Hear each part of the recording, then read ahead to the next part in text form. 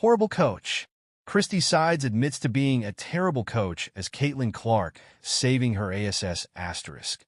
In the realm of professional sports, a head coach's ability to strategize and make critical decisions can define a team's success or failure. Recently, Christie Sides, head coach of the Indiana Fever, has faced significant scrutiny regarding her coaching capabilities. Despite the team's post-Olympic winning streak, many have expressed concern that Sides is holding the Fever back. Even during a period when some praised her and suggested she could be Coach of the Year, I maintain my stance. The team's performance is due to the players' skills rather than her coaching.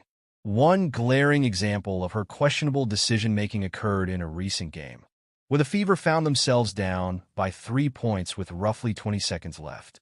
Instead of capitalizing on their scoring opportunities, the team struggled with free throws, finishing just 11 of 20 from the line.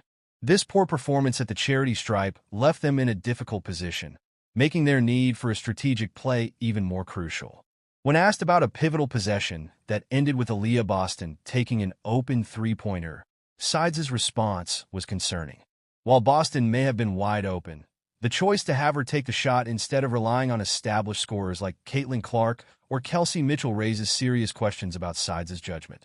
In her defense, Sides highlighted the challenge of getting the ball to her star players, acknowledging the defensive schemes that opponents implement to limit their shots. However, her admission reveals a fundamental flaw in her coaching philosophy.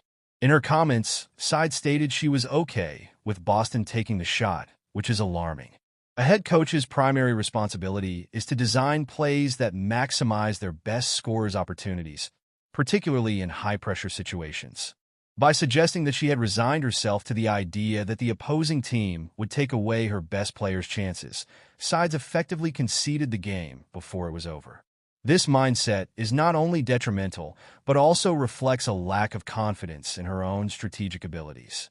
The situation becomes even more perplexing when considering the talent on her roster. The Fever have multiple capable three-point shooters, including Lexi Hull, the league's leading shooter by percentage, along with Clark and Mitchell, who have both surpassed 100 made threes in a season.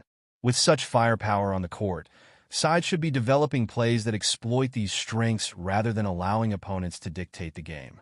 Her failure to adapt and create opportunities for her star players speaks volumes about her qualifications as a head coach.